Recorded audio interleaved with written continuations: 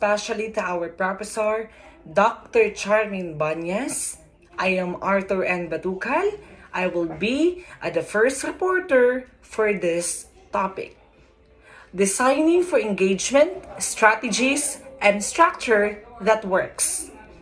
These topics highlight the importance of creating meaningful strategies and structures that fosters active participations and deeper learning. It is also emphasized how well-designed engagement strategy can motivate learners, encourage collaborations, and improve overall academic performance. The second one is the why engagement matters the high stakes. First, we have the stagnant workforces. The second one is the strategic initiatives stall. The third one is the drivers of success. The first one is the stagnant workforces. When employees are not engaged, they lose motivations and productivity decreases. This lead to wasted time, poor results, and financial loss for organizations. For examples, a company where workers just do the minimum, without passion, may see delay, in projects and higher employee turnovers. For instance, if a teacher isn't engaged, in teaching, student may lose interest, affecting learning outcomes. The second one is the strategic initiative stall. Engagement is essential for progress.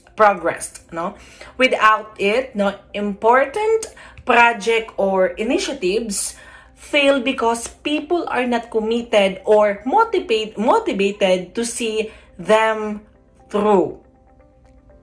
Examples, in schools, if teachers and students are not engaged in a new curriculum, the program will stall and won't achieve its goal. No matter how well it was designed. The third one is the drivers of success. Engagement leads to loyalty, motivations, and sustainable growth. When people feel connected and motivated, they contribute more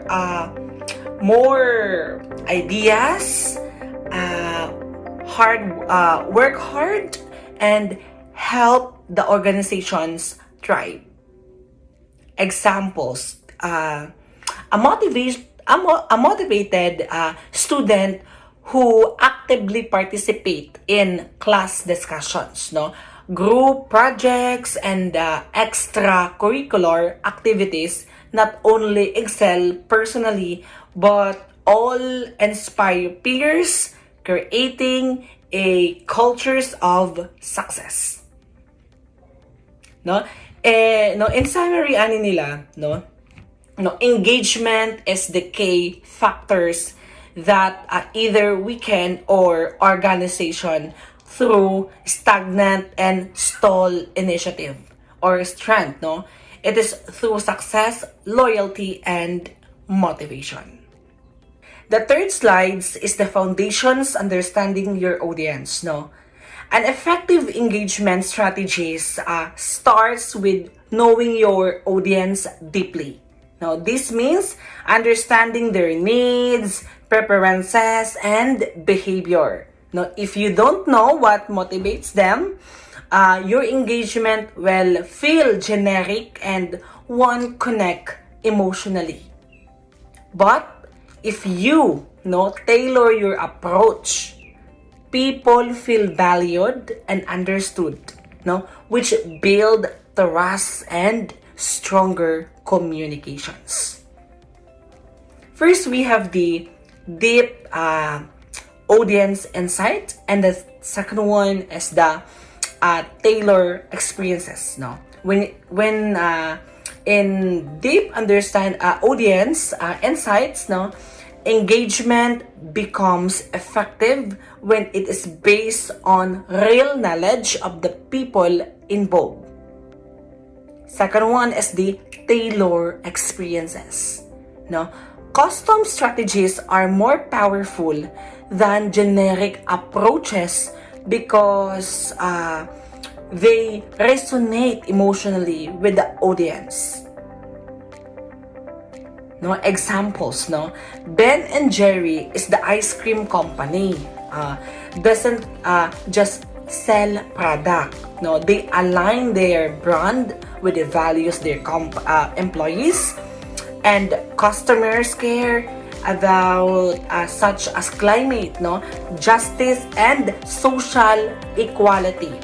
Because of this alignment, no, employees feel connected to the bigger missions, and customers feel they supporting a meaningful cause.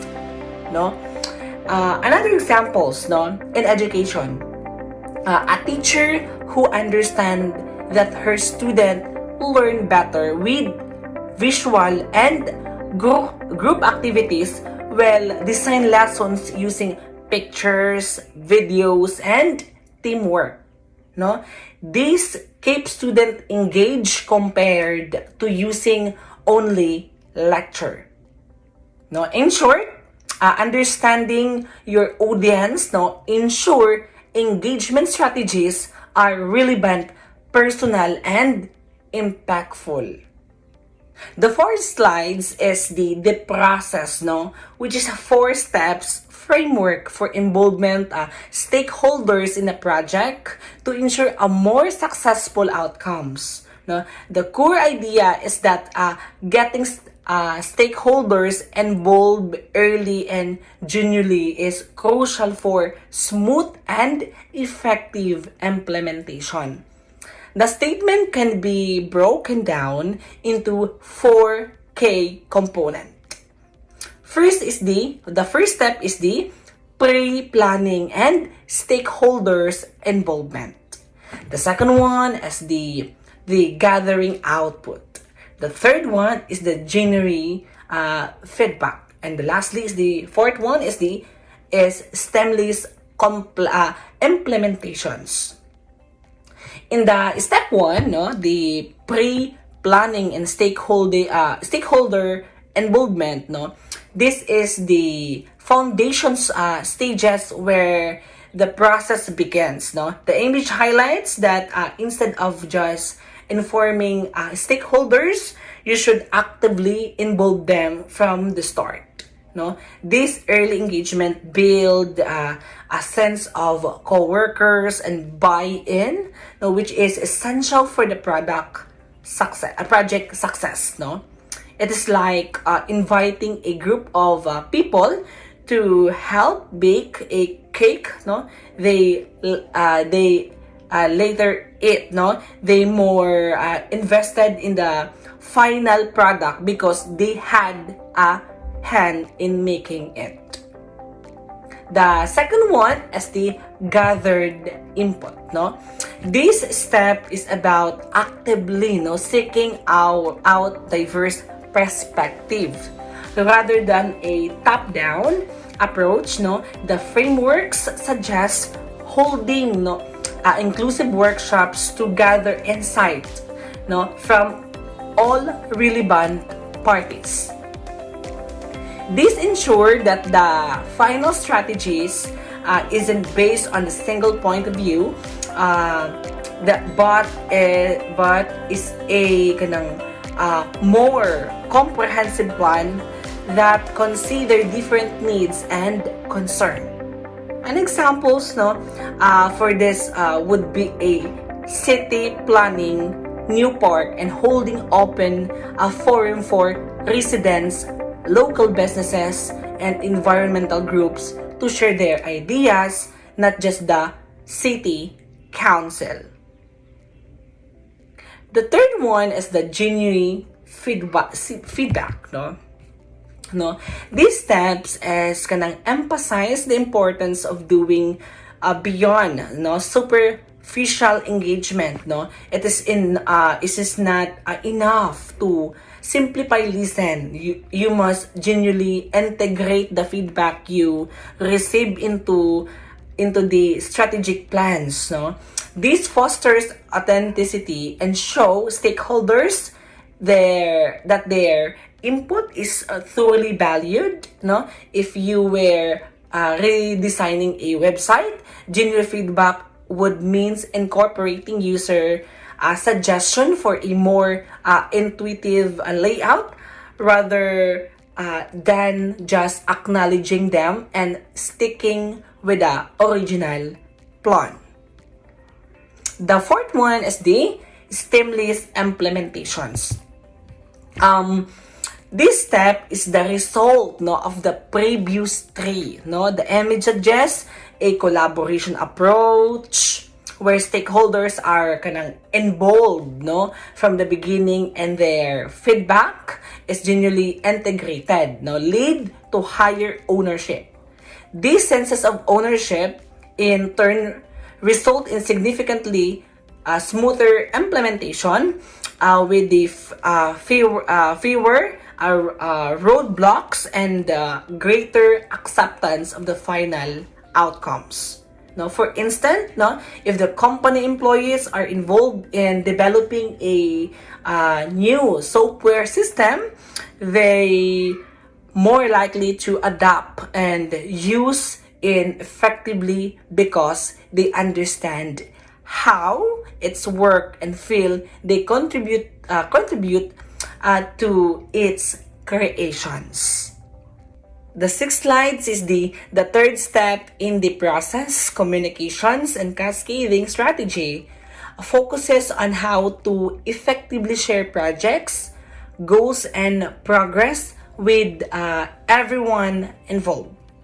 It's emphasized that for a new strategy to be successful, its message must be clear and consistent across all platforms, aligning with the organizational culture to build trust and understanding.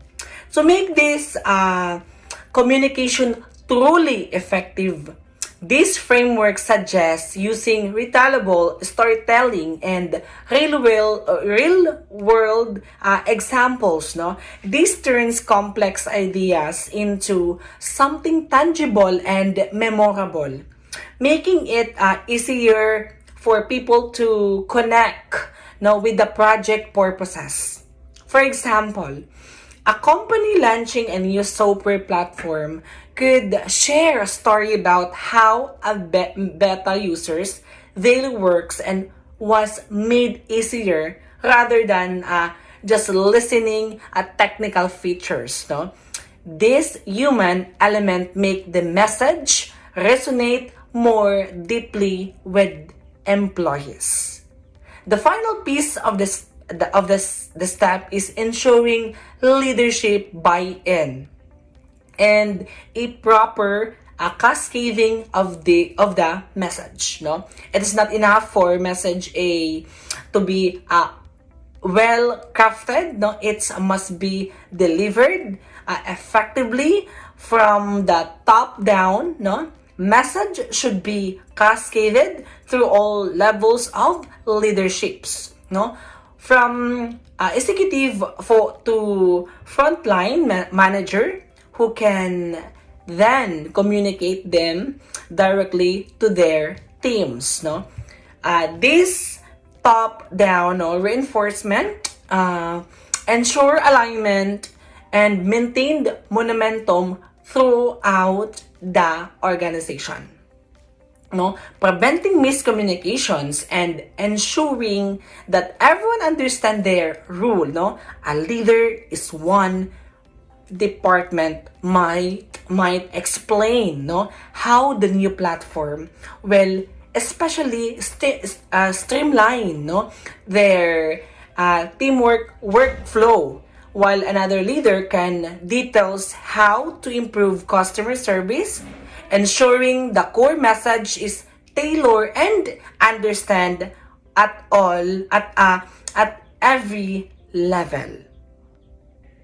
The next one is the 7 slides, which is the fourth step, combining engagement with the business as usual. This image, the 4K for embedding engagement into company routine operations. First, we have the embedded engagement. The second one is the set goals. The third one is the personalized program. The fourth one is the accountability and feedback. In embedded engagement, make engagement party of a daily workflow from the start, rather than threatening it's an after through. This ensures it's become a core part of the company culture. The second one is the set goals. Establish clear, measurable objective for engagement initiatives. This allow you to track your progress and determine the success of your effort. The third one is the personalized program. Tailor engagement activity to resonate with the individual and team needs. One-size-fits-all approach is less effective than program that feel relevant and personal to employees. The fourth one is the accountability and feedback. Hold team accountable with supportive and constructive feedback loop.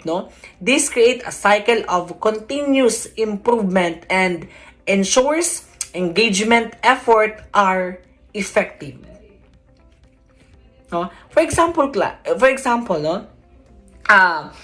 example ka ng a payroll give program increase participation by 69% by reducing fractions and simplifying the process.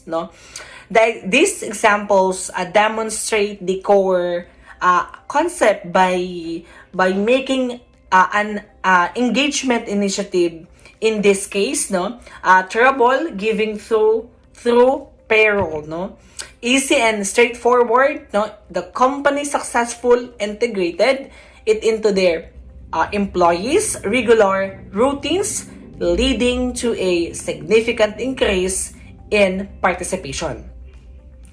The success was due to separate, isolated even by the embedding the program directly into existing routine process. The next one is the 8 slides, so which is the 5-step, the celebrating success and sustaining momentum, a crucial part of the continuous improvement process. Now, this step focusing on how to keep engagement and motivation high after initial success by acknowledging achievement, sharing positive outcomes, and remaining adaptable. So, we have the three breakdown the steps into the 3 actions, core actions. First, we have the first one is the celebrate milestone. The second one is the share success story. The third one is the adopt and involve. The first one is the celebrate milestone. This involve reorganizing and celebrating team and individual contribution publicly to boost morally and motivations. Acknowledging hard work reinforces positive behavior and show appreciation. The second one is the share success story. This means using compelling success stories to reinforce the tangible benefits of engagement and inspire ongoing participations. Sharing real-world examples help people to see the value in what they are doing. The third one is adopt and involve. This requires implementing continuous review and adaptation processes to ensure that engagement strategies remain relevant and highly effective over time. No, what works today may not work tomorrow. So it is important to be flexible. Examples kanang a great examples of these principles in actions is a company that has launched a new wellness program to encourage employees to be more active, no? And celebrating milestone, example, no? At the end of the day, no, of the first month, the company hold a brief ceremony or send out a company wide email to publicly recognize the top 3 employees who log the most steps, no.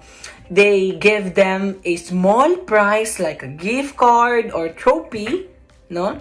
And sharing success stories, the company creates a short videos or write a blogs post featuring an employee who used the program to improve their health. The story highlights how they are able to lose weight and feel more energetic, those demonstrating the program tangible benefits and motivating others. And adapt and involved, no? Examples dire kay itong kanang after 6 months, the company sends out a survey to get feedback on the wellness program. They noticed that many employees find it's difficult to use the logging up, no? Based on this feedback, they adopt the program by switching to a simpler app, no? And offering more flexibility in how employee can log their activities, no? Ensuring the program remains effective and relevant. The 9 slides is the image suggests that Ben and Jerry does not treat and social missions and employee engage as separate objectives, no? Instead, they are manually reinforcing the company's strong commitment to causes like environmental sustainability, racial equity, and economic justice.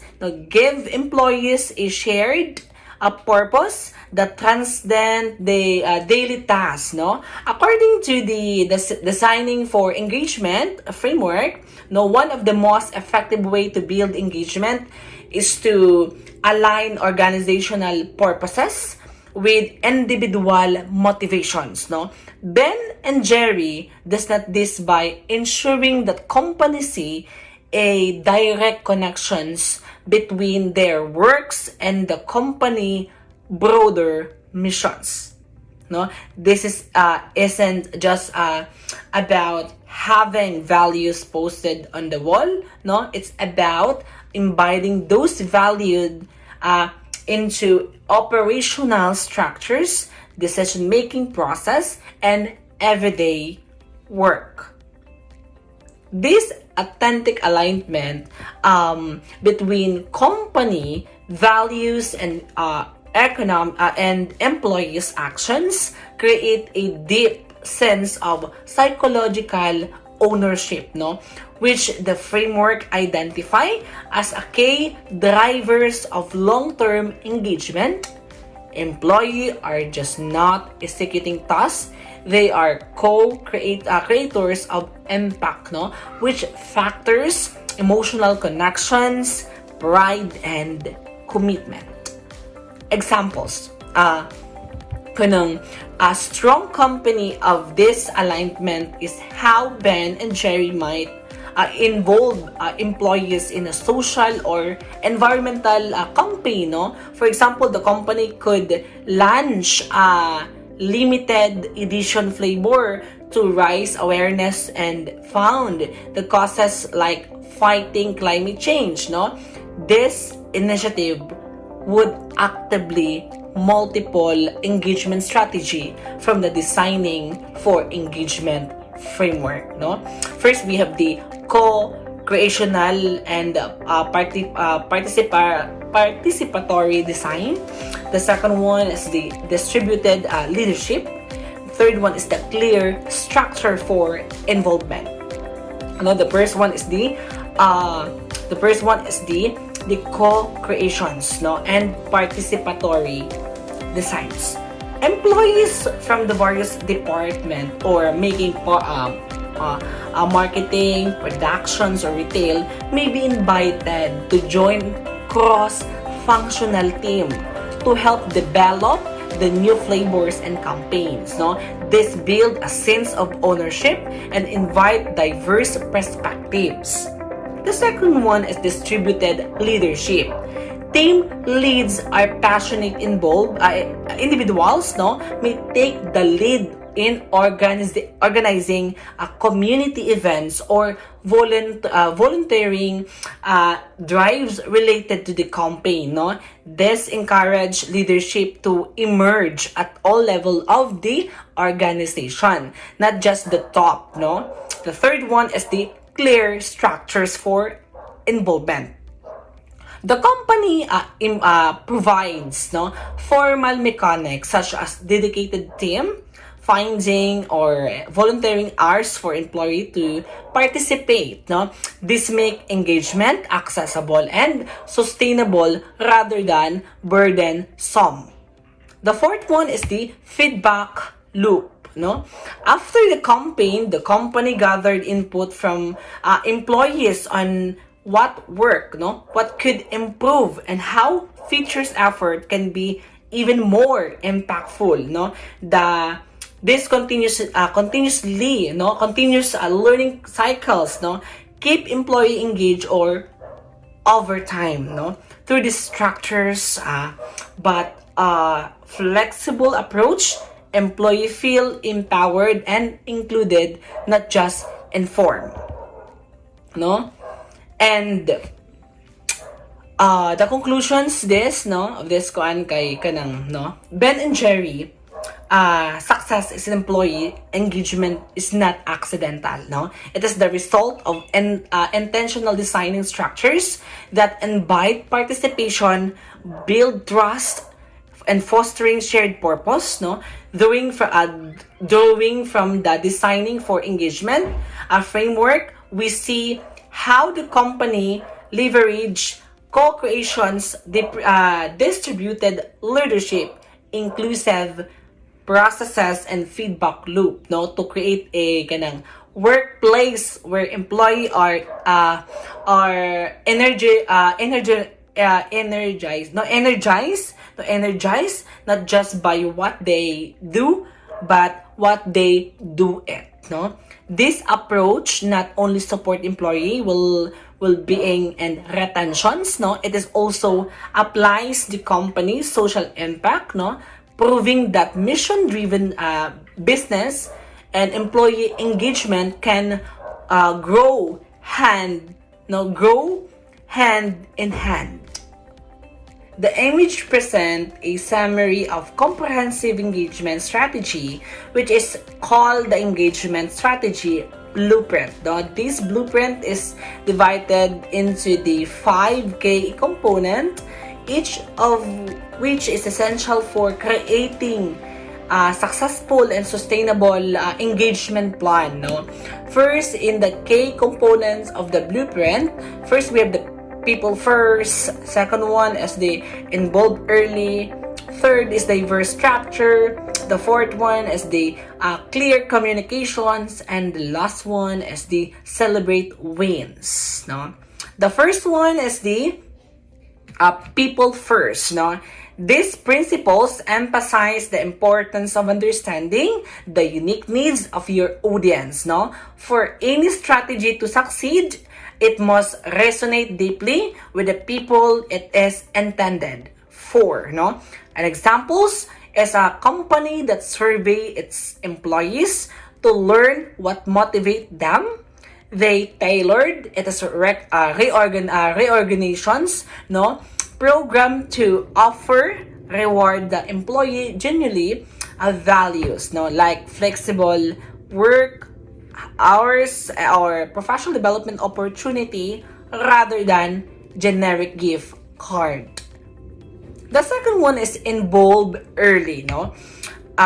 Engaging stakeholders from the beginning of the projects fosters buy-in, leads to higher ownerships, no? Instead of imposing a new policy, a company might form a cross-departmental task force us to design a new workflow, no, by including, no, representative from each team. They ensure the final workforce flow, no, is practical and everyone feel sense of ownership, no, increasing the likelihood or successful adaptations. The third one is the diverse structure, no. This company, no, advocates for using variety of interactive approach, no, tailored to the audience preferences, no. As the university looking to increase student engagement could use a mix of town hall meeting, no, anonymous, no, kanang online suggestions boxes, no, and small group feedback sessions, no. This approach accommodates students who are comfortable speaking in the public, no, well as those who prefer to share their ideas privately. The third one is the clear communications, no. Transparent messaging and inviting the engagement in the daily workflows, no, are essential. A non-profit organization may create a weekly email that not only share your project updates but also highlight, no, individual volunteer contributions and connect them to the organization's missions. No, this consistent, transparent communications reinforces the importance of each person's, no, rules, no, person's rules, no. The fourth one is the celebrate win, no. The final principles to reorganize achievement and continuously adapt your strategy to sustain long-term impact, no, after a team no successful complete a difficult projects. A manager could hold a team celebrate and also conduct a lessons learned session to identify what went well and what could be improved for the next project, no. This project not only boasts moral but also ensure the strategy involves and remain effective.